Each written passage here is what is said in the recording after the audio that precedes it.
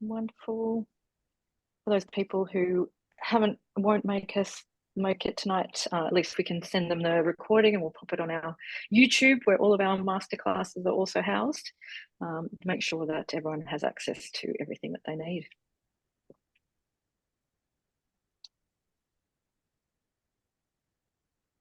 Wonderful. Thank you to all the folks who've joined us. Claire, I might just kick off, just because I'm very conscious of time and not eating into people's evening. And it's been a big year, so there's a fair bit to cover off on. So thank you again to all of you for joining. Before we get into the formalities, or rather as part of the formalities, I'd like to do an acknowledgement of country. I'm actually coming to you tonight from Kabi Kabi country up in Mooloolaba. And I learned tonight that Mooloolaba comes from the word mooloo for snapper fish. And, I think that's apt that, our Indigenous and traditional custodians of the land have always cared for country, cared for the animals on it. And, certainly place names hold significance when they reference a food source or, a totem. So I'd like to acknowledge our First Nations people, the traditional custodians who have cared for country upon which we work and meet, its lands, oceans and rivers, its trees and wildlife, and they've been doing that for over 60,000 years. I pay my respects to elders past and present, and I acknowledge this land was never ceded. Feel free to pop in the chat where you might be coming to from tonight. As I said, up here in Mooloolaba, was nice 20-degree sunshine today, a bit different from the normal 14 degrees that we've been having down in Sydney, but I believe it'll get quite cold overnight. So just to run through what the order of proceedings will be, I'll do a brief intro, and then we'll get really stuck into it. So you'll hear updates from myself, Claire and Jeremy. We'd love to leave time for questions. Please feel free to keep those or pop them in the chat and Claire will have a look at them. And we aim to finish at 8 o'clock for you all. So just confirming that while we're chatting, we really appreciate if you could keep your microphones muted, but feel free to post any questions you have in the chat, or as I said, leave them for the Q&A. If we missed your questions or you'd like some more information, please email through your questions or comments to info@vfca.org.au. Very happy to hear from you and have a chat offline. And for those who might be just joining us, the webinar is recorded. If you're not comfortable with that, please feel free to turn your camera off, and we'll be sharing this after the event for those who haven't been able to attend. So very quickly, from me, for those who may not be aware who I am, I'm Stefany Goldring, the CEO here at VETS for Climate Action. I think I've just passed 12 months in the role of CEO, which I'm really proud coincides with this opportunity to update you. I stepped into the acting role first when our former CEO left, and the board made it official in December. So sort of 6 months acting, 6 months official, and I'm really thrilled to be talking to you all tonight and sharing what we've been doing for the last 12 months and where we're aiming to head in the next 12 months. There has been a bit of change over the course of the year with our board. We welcomed Liz Clark towards the end of last year. Otherwise, we still have our chair, Jeanette Kessels. We've got Dr. Helen Scott-Orr, Professor Mark Howden, and Jim Mollison has been acting treasurer for us now for almost 12 months as well. A little bit about Liz, just so you've got a bit of background about her, because she is new to the organisation. She's an experienced senior executive, having led teams and organisations in Australia and internationally. She's a lifetime of involvement in various aspects of agriculture, sustainability and natural resource management, as a policy advisor, as a practice-driven researcher, facilitator, educator and farmer. She was the former CEO of Soils for Life, and Liz has successfully implemented a targeted strategy to facilitate and support transformational regenerative change for Australian farmers. She currently holds a visiting fellowship at ANU's Fenner School of Environment and Society and the Institute for Land, Water and Society at the Charles Sturt University. And she has a PhD in human ecology from ANU. So definitely a very esteemed and accomplished person to join our board, which we're thrilled about. And you'll meet a couple of the team tonight, but just to run through where we're at the moment, Vets for Climate Action has a team of 2.1. That works out as myself, I'm working 9 days out of 10 in a fortnight. Wonderful Claire Werbeloff, who you may have seen from other masterclasses and heard her voice on the phone and all that kind of thing, is our programs lead, and she'll be talking you through some of our work this year. Our regional and lead for the rural and regional program is Dr. Elise Anderson.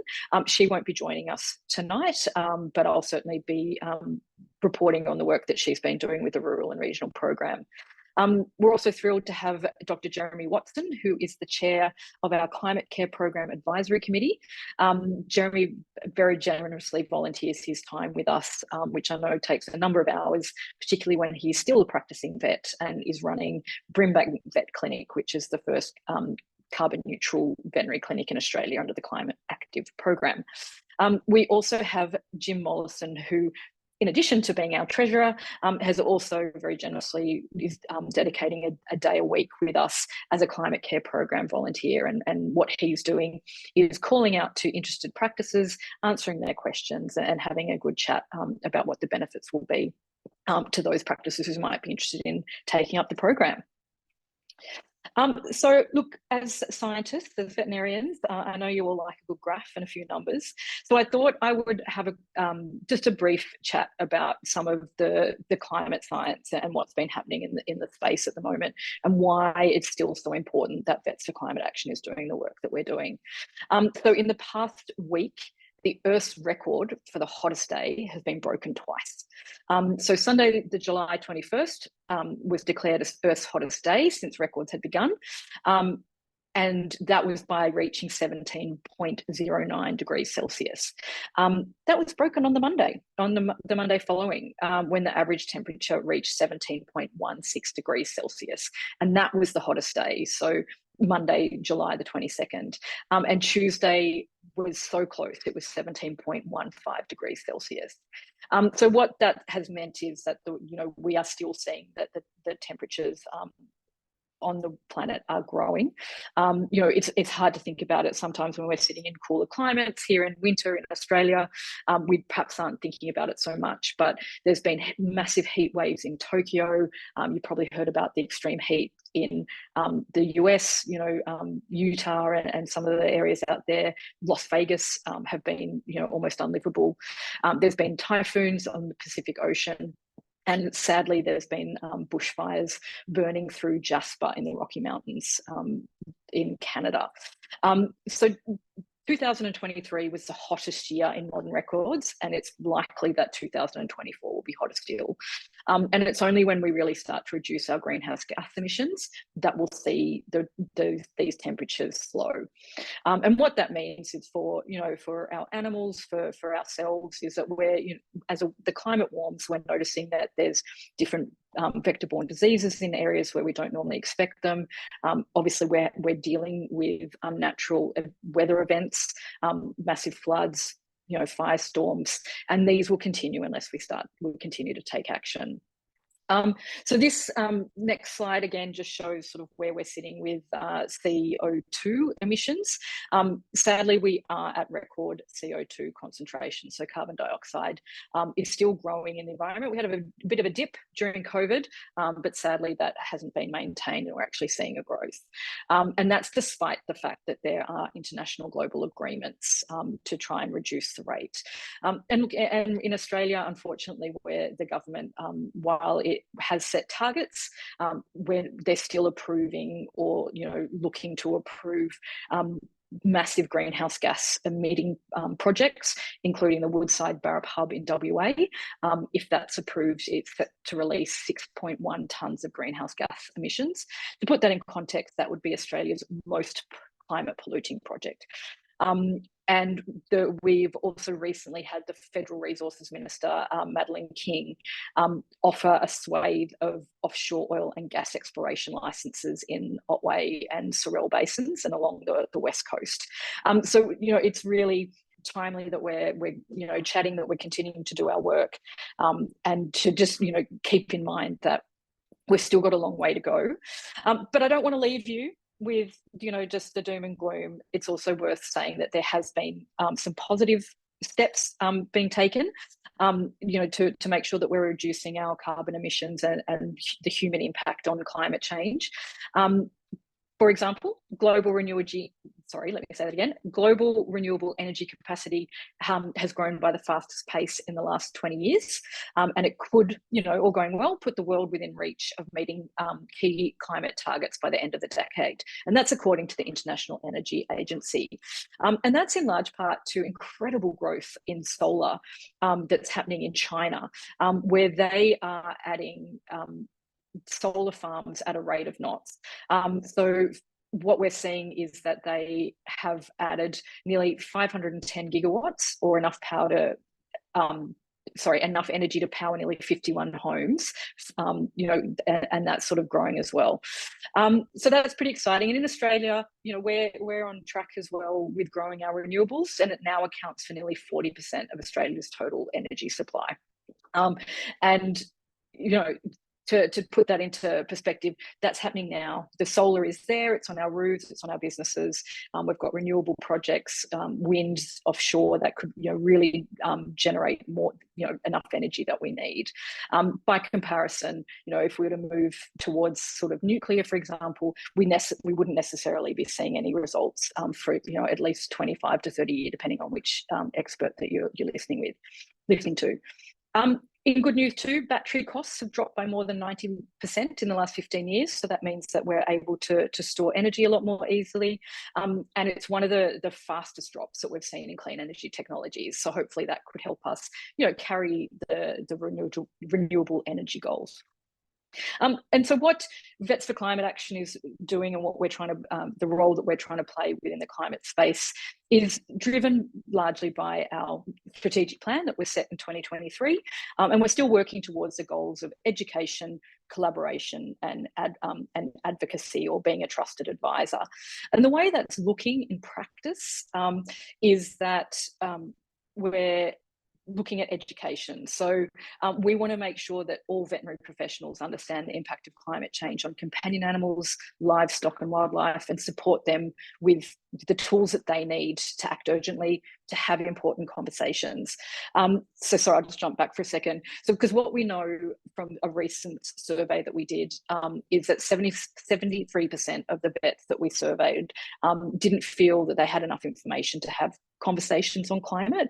So we certainly know that there's an opportunity there for us to continue working in the education space. The second goal that we're driving towards is more sustainable veterinary care.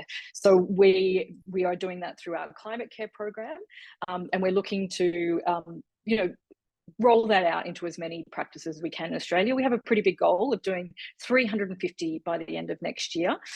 So, if you're interested and help us reach our goal, what we're seeing is massive benefits. And Jeremy can talk to that a little bit further in tonight's masterclass.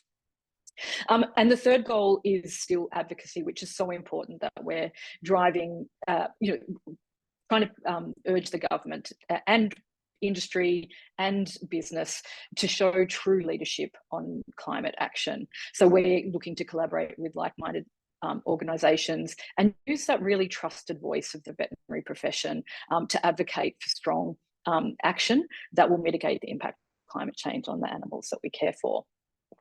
So to jump back a little bit to our education piece, we offer a number of sort of streams to try and get the word out there about the impact of climate change.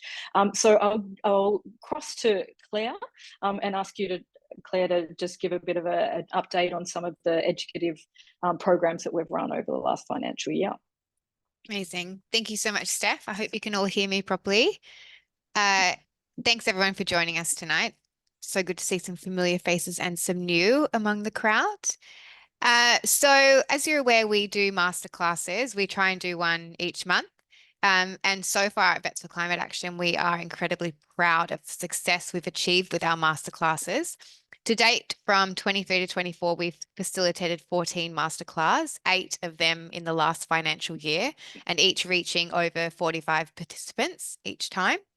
This milestone reflects our commitment to spreading crucial information about climate action across a diverse audience, and we're thrilled to continue offering these masterclasses as they provide valuable insights and foster open communication among veterinarians, vet nurses, animal lovers, and the general public, giving people the confidence and the skills they need to be able to open those conversations about the climate with their clients or peers or friends as it is.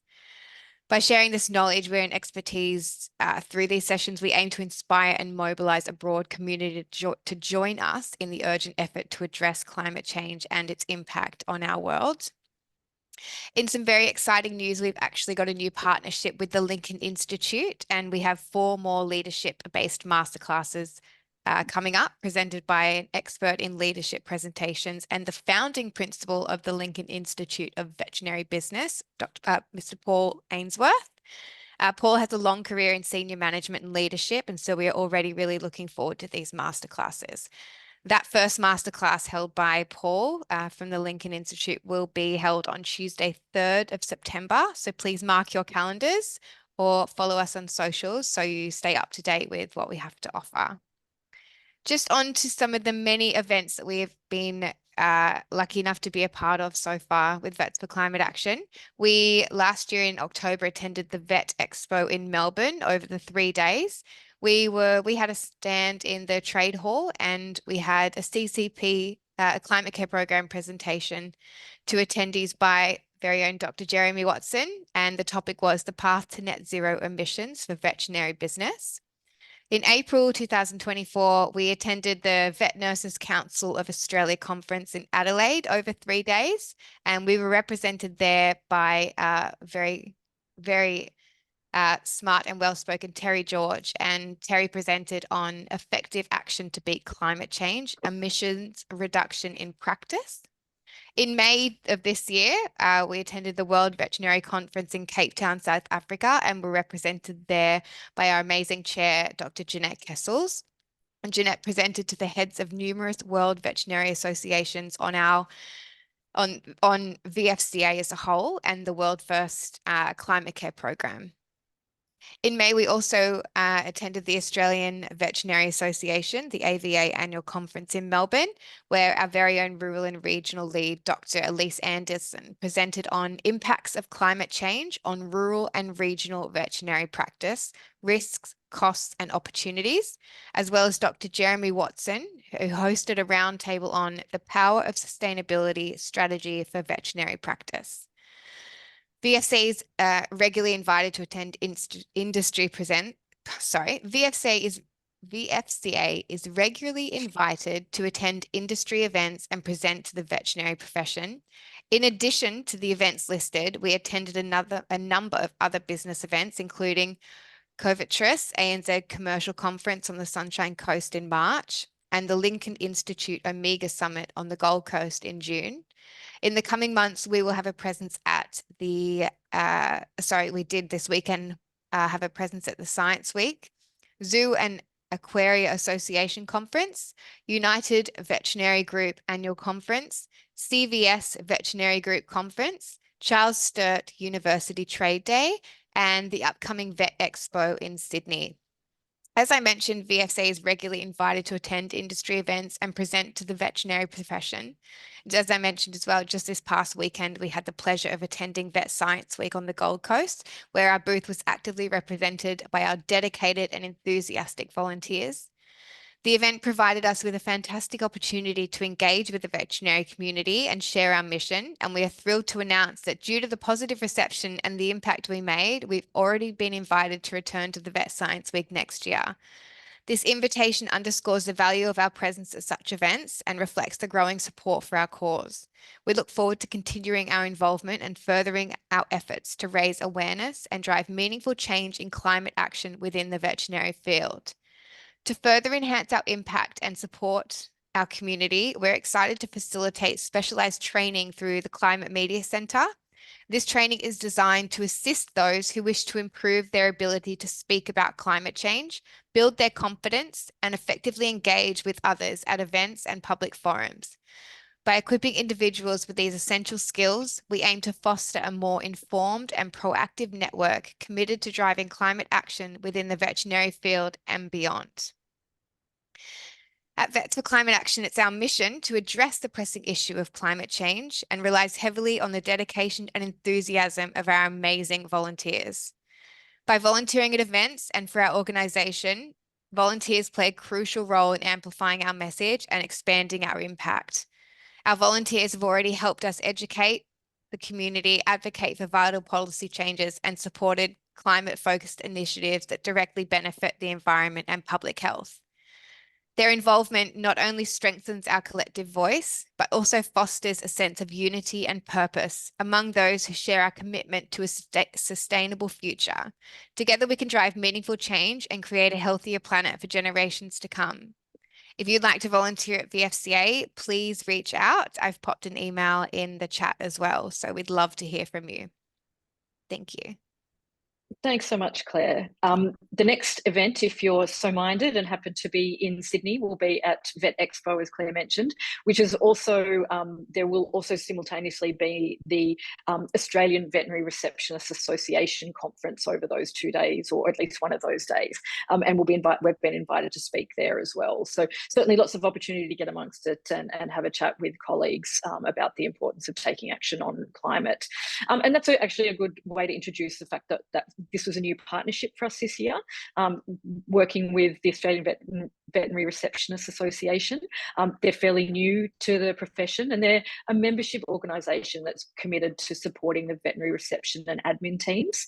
And they'll be doing that through training, education and development to improve the standards of welfare and communication within practice for both clients and colleagues. And we certainly see that every member of the veterinary team, particularly receptionists, I think, can be really important voices on climate change and taking action within practice, as they are the first port of call for a lot of customers and often the last voice that they'll hear as well.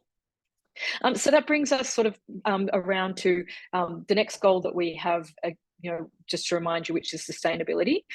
So I will hand over to Jeremy Watson to just chat about sort of what we've achieved over the year with the Climate Care program and where we're looking to head. But I thought it was really interesting to share with you some stats that we've garnered from doing surveys. And it's 97% of surveyed vet professionals are concerned about the impact of climate change on animal health. 86% want to implement carbon reduction strategies in their practice, but 70% don't know where to start. So with that, Jeremy can tell you where to start.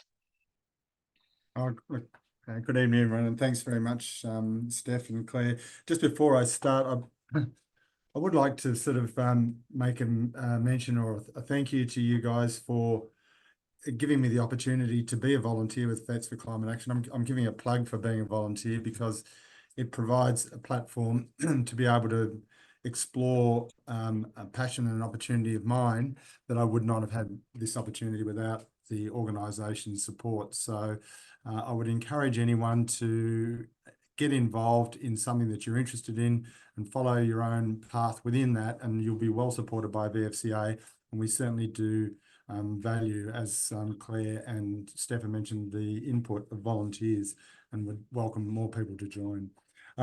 So I've been involved with the Climate Care program since its inception. Great group of people been involved in developing it. This year we have sort of matured, I guess, as a program, and we've focused on the carbon reduction side of the program to coincide with the federal government legislation that's going through the Parliament at the moment with mandatory climate reporting.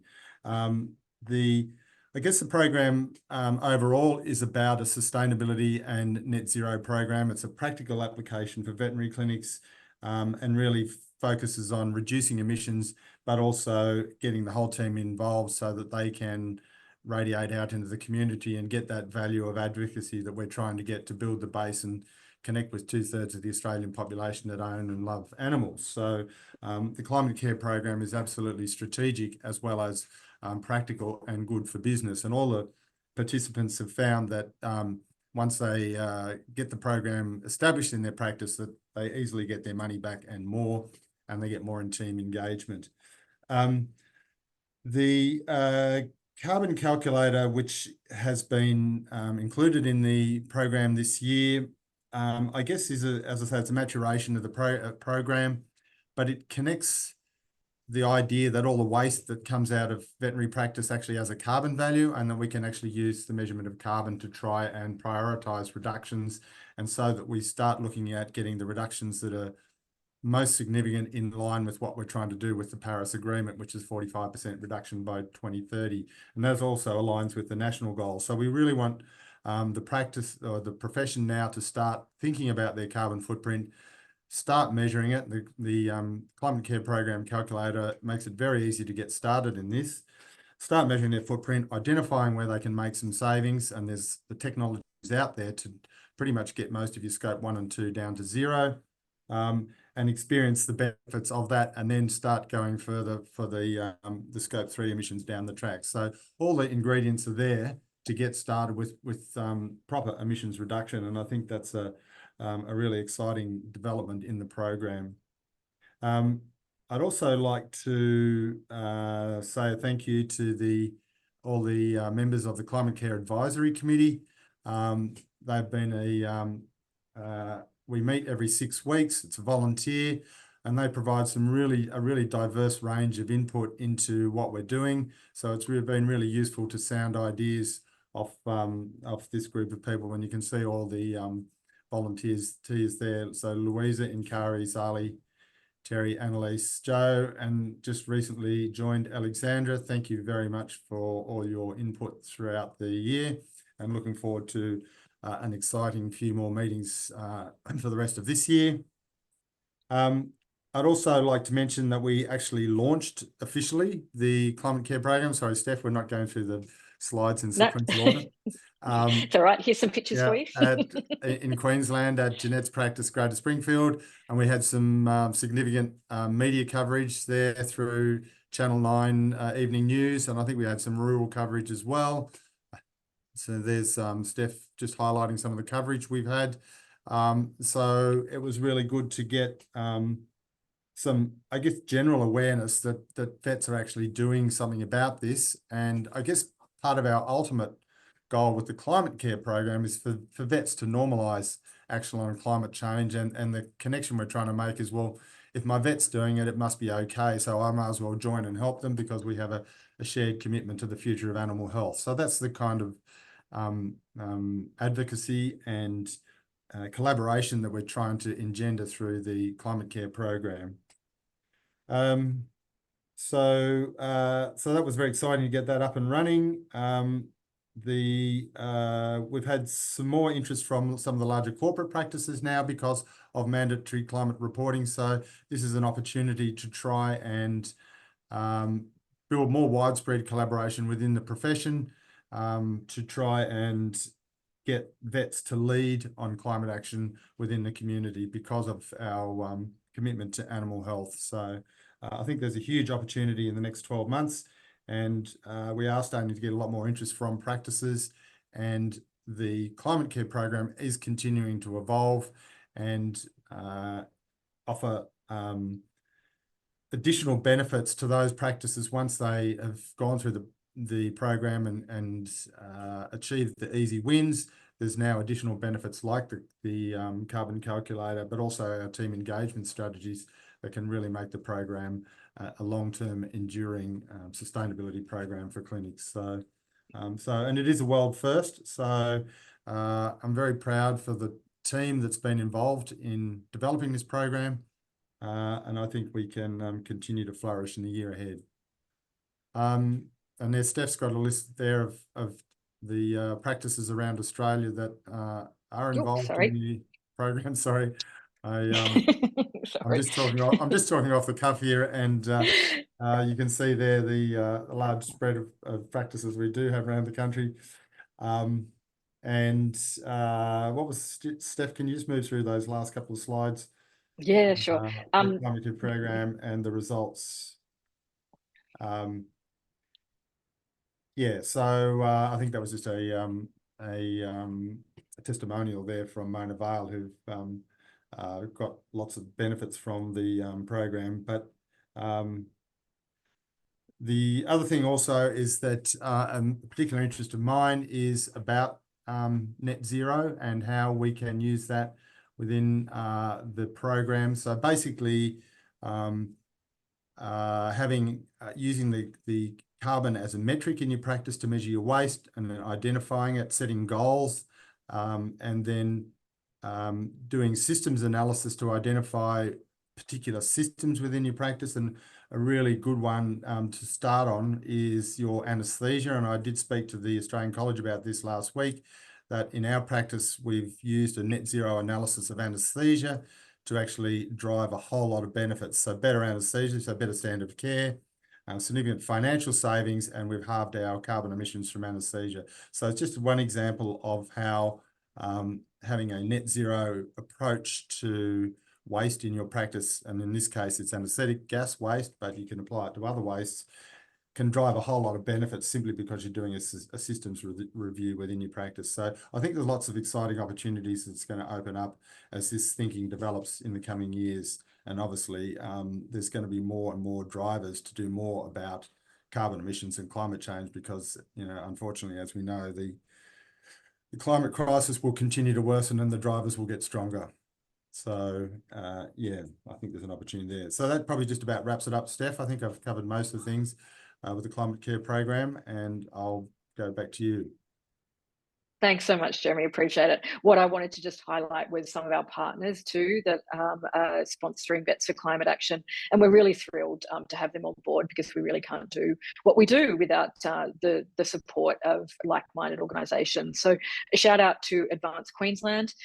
So through the Queensland government, they provide grants to a number of small businesses and entrepreneurial spirited individuals, and we were very lucky that they have seen the value in the climate care program and are providing funding to help us to commercialise that. And that's in fact why I'm in Mooloolaba tonight, because tomorrow I will be part of a Forward Fest conference, which is being supported by Advance Queensland, and I have an opportunity to showcase our wonderful climate care program to a number of potential other investors, IT specialists, small businesses, government advisors and the like. So just a great opportunity to get the word out, not just within the profession, but also you know, to the wider community. A big thanks to Pangle and Associates, who provided assistance with the carbon calculator. They volunteered their time to create that for us, and it is, to our knowledge, the first carbon calculator that is specifically geared towards the veterinary profession and considers the various chemicals and outputs that occur in practice. Number one have been a long-time supporter of ours, and we're really grateful. They did some fundraising for us early in the year, which really helped, and they're always trying to get the word out. Like a Pet Foods, again, a long-time supporter, so we're grateful to have them on board for another year.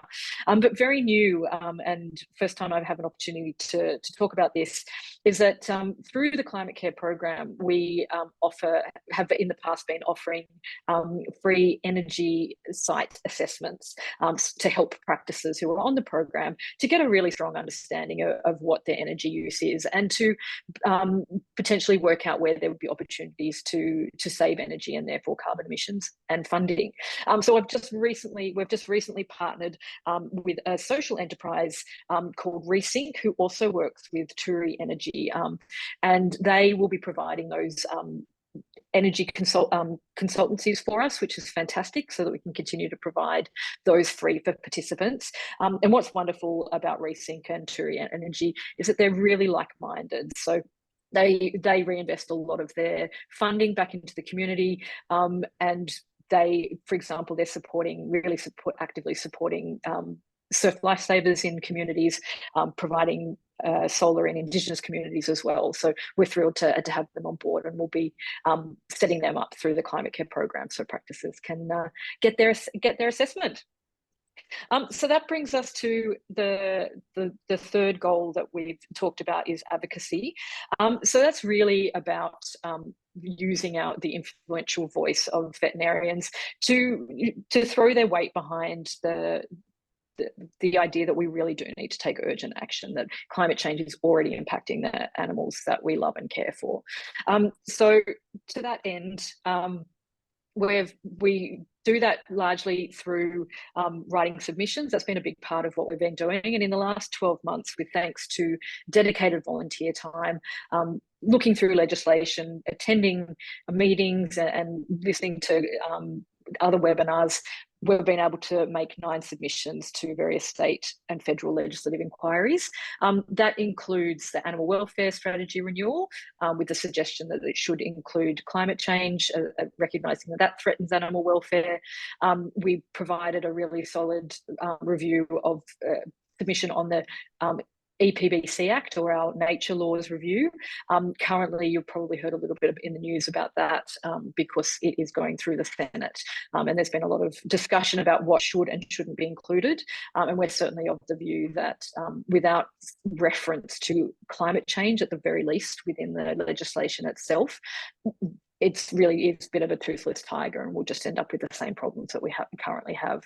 And we've also made a number of submissions to inquiries into things like the Middle Arm Industrial Precinct, which is up in the Northern Territory, a proposed fossil fuel gateway that would allow fracked gas from the Beetaloo Basin region in the Northern Territory to then be processed and exported very, very close to Darwin, which has health impacts not just to residents and to animals within the Darwin community, but massive impact through fracking the land, which will impact cattle, agriculture, the indigenous communities up there, because it's a really important water basin that will otherwise be destroyed. And because the veterinary profession is one of the most trusted occupations, it's rated 4 on the Governance Institute of Australia's Ethics Index, just followed by nurses, fire and ambulance services. We really can have an influential voice on climate change. And that's where we've been working to in the advocacy space, is particularly working with rural and regional vet practitioners. So it aims to engage with and educate practitioners on the impacts of climate change on animal health and veterinary practice. So, very much following with our strategy, and provides tools for sustainability in veterinary practice.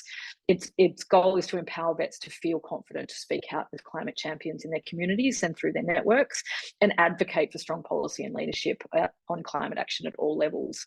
It was developed actually last financial year largely, so throughout 2022-23, and was launched as a pilot really in July of last year. Initially in Northern Victoria, with the appointment of Dr. Elise Anderson a day a week to steadily build the groundwork for this. More recently, Elise has had the opportunity to travel up to northern New South Wales. She travelled up through Lismore and Coffs and up through the region, and she ran a road show. So what she's doing through the rural and regional program is actually getting out and visiting veterinary clinics, introducing them to VfCA and the work that we're doing, building awareness between the links of climate change and animal health, and having a chat with vets and vet nurses about the actual experience that they're having in practice with climate change, with potential attitudes, and to understand what barriers there might be for further action. She's also been attending in other events, and as Claire mentioned, she did a presentation at the ABA conference this year, which was talking specifically on the impacts of climate change on rural and regional practice, information that was gleaned from her experience on the road. And so these are some of the results from some surveys that she took. While it was a small number, I think it's quite impactful and certainly we're getting more and more responses. But what she's finding when she speaks to vets in rural and regional areas is that there is a high level of concern in the profession about climate change. And you can see there that most respondents are in the very concerned to extremely concerned range. And that's a good indication for us to know that we need to be continuing to work to address this issue, continue to work on education and through our climate care program to provide those tools to vets and vet nurses, so that and vet techs and everyone in the profession, so that they can feel confident to start talking about it, or know what steps, like even small steps, that they can start to take in practice. So on the road, Elise had the opportunity to visit 24 clinics over the last 12 months. And you can see there from the responses that, 93% of those she spoke to have been directly impacted by climate change.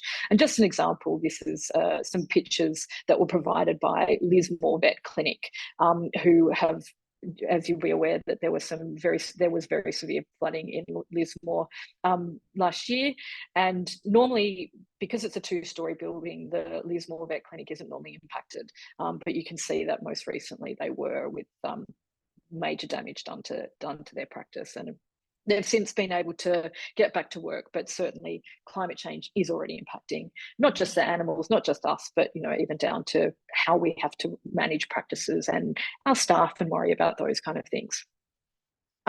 So that's sort of a wrap up of where we're at with our work in education, in advocacy, and in sustainable veterinary care. And I'll just give you a bit of a highlight as to, the things that we're going to be working on over the next 12 months and beyond. And because of, the survey work that we've been doing, we know that vet professionals are concerned about climate change. So we are going to be working really hard to leverage our growing partnerships and connections to provide those opportunity to engage, inform, and educate the profession, attending more events, hosting more masterclasses, and we'll be doing what we can. I foreshadowed that, we have a big goal of getting the climate care program out to 350 vet clinics by December next year, and really reducing the profession's impact on climate. We really see that the vets who have been the vets who are currently on the program are real leaders. They're showing forethought, because there's no obligation right now necessarily for a small business owner to be taking any steps. But we love that, there are more and more vets who are connecting that caring for animals means caring for the climate. We'll continue to update and innovate the modules with the feedback from our subscribers and the wonderful advisory committee made up of our fantastic volunteers. We're also working with the New Zealand Veterinary Association to look to develop a version that will be suitable for the New Zealand market, because at the moment the climate care program is very geared towards Australia. And I've mentioned throughout tonight some of our partners, new and existing, and we'll continue to use those to promote the CCP. So that includes with the AVA, Vet Nurses Council of Australia, Lincoln Institute, and we're thrilled to have them on board, the Australian Veterinary Receptionists Association, and we'll continue to grow our partnerships. And we'll continue to work too in the advocacy space. Elise will still be out on the road to continue direct outreach to programs and providing some lunch and learns and in-clinic education, looking to build relationships with local representatives in tandem with the local clinicians to raise their concerns and make sure that everybody is aware how important action on climate is. Look, it would be great to return to the Northern Rivers to build on the work that was done there and establish a regional chapter up in that area. And host some more advocacy workshops to really develop those skill sets. And further down the line, we'd also be really keen to include a module within the climate care program that helps provide some information about how vet professionals can be advocates, how they can have those conversations, with their friends, with their family, or even with their clients.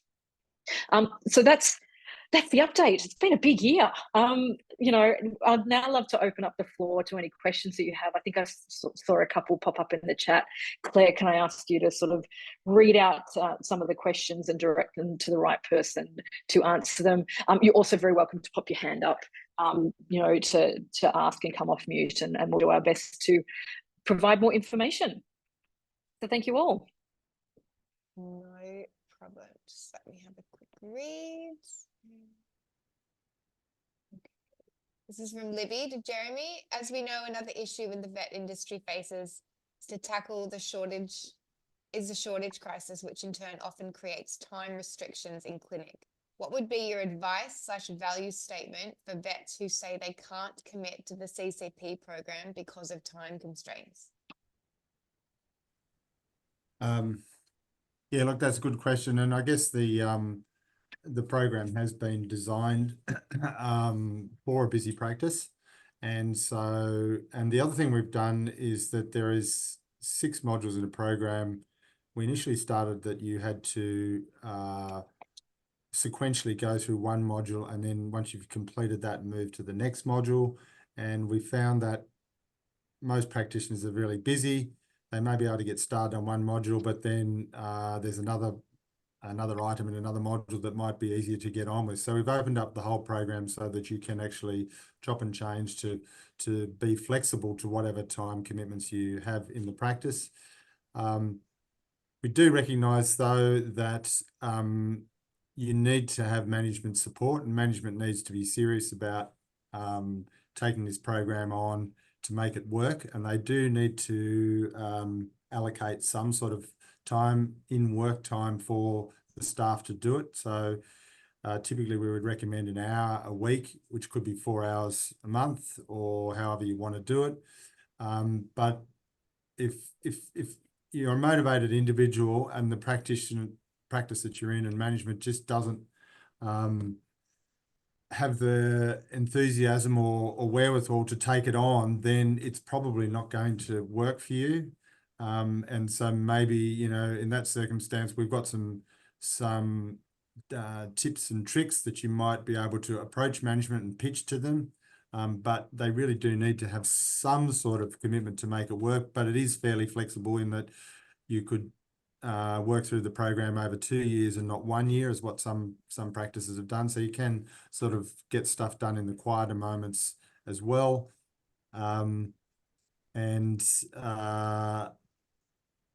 Yeah, there are some particular elements, and this is where it's quite useful to start to understand the carbon footprint, is that there are elements of the program that don't require a lot of input from the team and can actually get quite significant emissions reductions. So, and, you know, things like just changing to green power, for example, can slash your emissions by 20 or 30% and doesn't require a lot of input from the team. But you need to understand that as first before you actually go to even looking for that kind of thing. So there are lots of easy wins within it. And then for the more ambitious, there are full-on team engagement projects that get everyone involved. But you do need to have management commitment right from the start to some degree to make this work. So hopefully that maybe answers some of your questions there. Thank you so much, Jeremy. Liz has asked, how much interaction do you have with other global veterinary sustainability groups, for example, VetSustain in the UK? I can answer. I'll jump in and answer that one for you, Liz.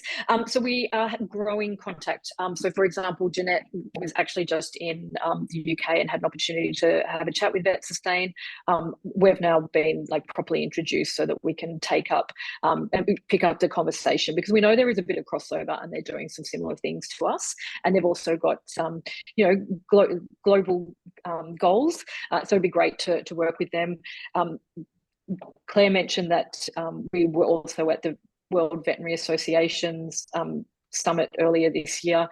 That was at the express invitation of the then president of the WVA, who'd actually come out to Australia in February specifically to meet with Vets for Climate Action.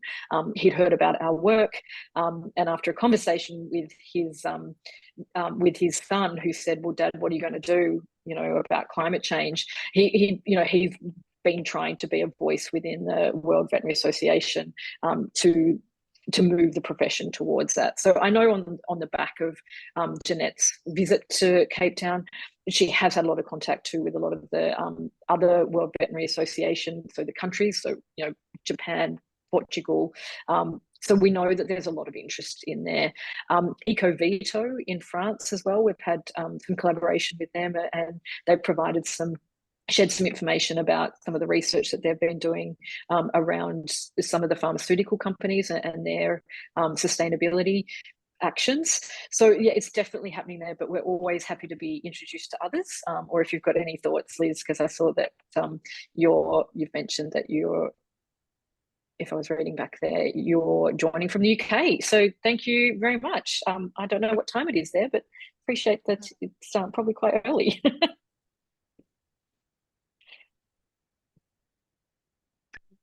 Another one popped in. That's a reasonable time, 10 a.m. Yeah. There you go.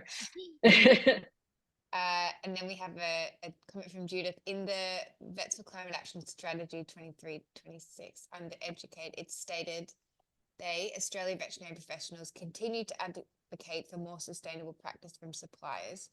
Would this include support for vets asking their banks, insurers, and superannuation suppliers their level of financial involvement / investment with fossil fuel companies? Yeah, look, I'm happy to take that one on as well, Judith. That I think is a really good first step for a lot of people and businesses, is to consider where your money or where your banks are investing funding, because we know that they can have a really powerful impact when customers are basically saying we're not comfortable with where our money is being spent. What I can share with you, Judith, is there's a website called Market Forces, which actually provides quite a comprehensive list of which banks invest where and who may or may not have involvement in fossil fuel companies.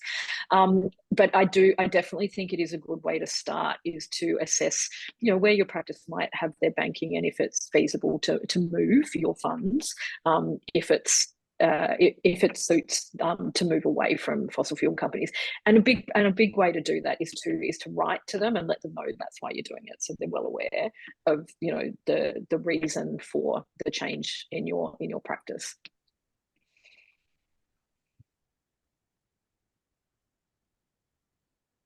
That's all the questions we have. Jeremy. Just before we go, I just one thing I forgot to mention is the Zero October initiative.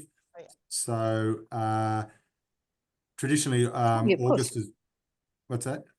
Traditionally, August. Of course, sorry, yes. Yeah, so August is dental month. Somehow that got branded dental month in the veterinary profession, and so we thought we'd make October as sustainability and net zero month, and so we're going to call it Zero October. And we do need some people to help volunteer and try and commit some time and resources to developing and promoting this leading up to October. What we're wanting to do is practices within the climate care program to measure and report their footprint, which is only about 8 items in their scope 1 and 2. So we start to get some numbers and some comparisons between practices.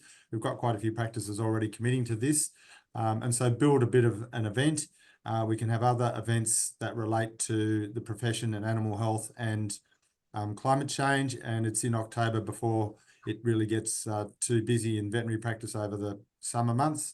So, so to those people who maybe are in practice and feel frustrated that management's not really getting it or on board at the moment, then a really great way to channel your energies would be to do some volunteering with Vets for Climate Action, and we could really do with some help on developing this idea within the profession, and ultimately becomes the normal month of October being net zero and sustainability month in the profession. So yeah, I just thought I'd start sowing the seeds of that one. Yeah, thank you, Jeremy. Thanks, Jeremy. Yes, I think I accidentally deleted that slide. Apologies when I was moving things around. Well, look, that's, unless there's any other questions, I might just. Rob, you've got your hand up. Yeah, so I'm just thinking that wishing we'd had a calculator at the Science Week last week. The amount of material which was handed out willy-nilly and non-recyclable. I've got one here. This is a texter, a highlighter inside a syringe. Firstly, decades ago, we were told not to be handing out syringes. We used to hand them out to the kids for water pistols, this sort of thing, and we were told not to do that. Here's something which is coming out by one of the companies. I only found out because I grabbed one so we could write names on our name tags at the Science Week last week, and it doesn't work, and it's non-recyclable. And just the amount of stuff which was being handed out willy-nilly, which I think we've got to get the industry on side, and also I thought we could possibly do that at the expo, take along a calculator to the expo in October and just see what footprint we're creating there. The other thing is too, that while I was there, I think I heard something mentioned about Baxter and the footprint they've got. was quite ironical because I was staying in the Sofitel Hotel 5 minutes away from the convention centre, and there was a conference on the pituitary gland, and Merckx and Baxter were there displaying. If I'd had time, I would have taken some of the material over, but I just think, are we informed about the imprints which the various companies are having, and how can we go about targeting them? Yeah, that's a really good question and suggestion, Rob. It's certainly something that we've been looking at doing, is, you know, bringing the voice to suppliers. As a start, what we try and do is, you know, before we engage with any of the businesses that we do take a look at their sustainability credentials, make sure that they're not greenwashing, and we're quite careful about that. But it is about continuing that conversation, and certainly as practitioners, as purchasers in business, it can also be really helpful to feed that back up the line. So as part of the climate care program, and this is something that was initiated in Jeremy's practice, is that before they allowed any of the reps or business development managers to come into practice, is that they asked them 4 questions about what their sustainability practices are.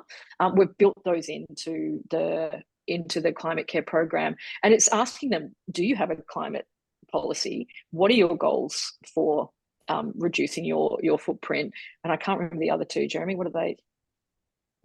Yeah, they'd really drill into whether or not they're measuring and reporting scope 1, 2, and 3, and are they offsetting, or actually do they have meaningful targets to actually reduce? So I don't know whether any of you remember, but on one of the slides earlier with the climate care program, we have the word now towards zero. So it's not so much about net zero, it's about towards zero. So the focus is really on emissions reduction. That's where all the energy should be at the moment. And that just saying that you're carbon neutral and not doing anything about emissions reductions is really not where we want to direct our energies at the moment. So that's kind of what the survey tries to bring out from participants, but it also serves to engage your veterinary team who's watching that actually some of these companies are actually doing quite a lot, and you're not alone. So it's a bit of a two-way process, that one. Yeah, and following on from your suggestion, Rob, there, Liz has had the suggestion maybe a sustainable events guide would be good. I certainly agree that we can take better steps on that one. I do know that some are trying. I believe the AVA had a sustainability policy for their recent conference and tried to keep their footprint as low as possible, but I'm not sure of the details. But it is certainly something I'm quite mindful of when you see, you know, bottles of water being given out when you could just as easily pop a bubbler, or, you know, in the premises or something like that.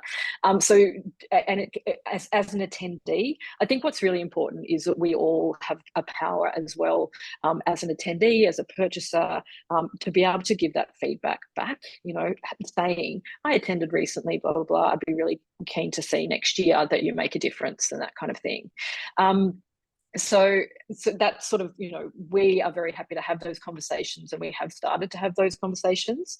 But, you know, it's going to require more and more of us, and we'll certainly see if we can't, you know, form some collective action over the coming months to take that forward. And Judith has responded, it would be worthwhile to remind vets of this powerful action. Oh, about the changing banks and looking at where your funding is. Yeah, yes, we could certainly look at sharing that information more widely, because it is certainly a strong action that everyone can take. You know, I know I did an assessment of my own financials and, you know, moved super funds and that kind of thing. So it's definitely something that we can all do, and certainly powerful when it's done at a business level. Well, look, I'm very conscious of the time. It is now 8 o'clock.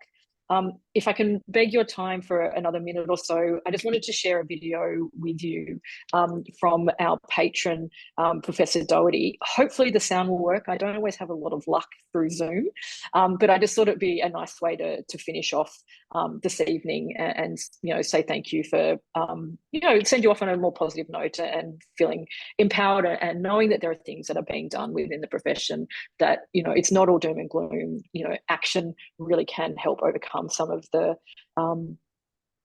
the anxiety, and we really hope that you can find a place at Vets for Climate Action as well. So let me just press play, and hopefully this works. If not, I'll share the link with everybody afterwards. I can't hear it.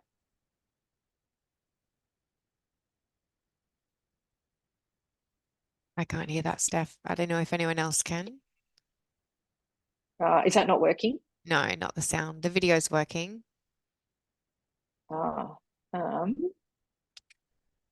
That's unfortunate. I knew that might happen. I'll send it around, so you can just hear a few words, because Professor Doherty very kindly sat down with me and we had a bit of a chat. And he shared some words on how he feels that the veterinary profession can, really make a difference. And so on that note, look, sorry. Let's see. Let me move on to the next. Sorry, tech issues. I'll just pop up some information. If there are some steps that you want to take after tonight, please feel free to sign up to the climate, to receive more details about the climate care program. You are very welcome to register for a call, and either Claire or Jim will be able to give you a buzz and have a chat and answer any questions you have. We'd also love you to volunteer with us if you've got the time and capacity. Jeremy is finding it fulfilling, so thank you. We're so grateful to have you on board, and we say thanks to everybody. And Rob, I believe you were at the Science Week on behalf of us over the weekend, so thank you very much, and to everyone else who's getting involved. And I'll just put out to there's other ways to support if you don't have the time. Is that we are we're a DGR registered charity, and every gift over $2 is tax deductible.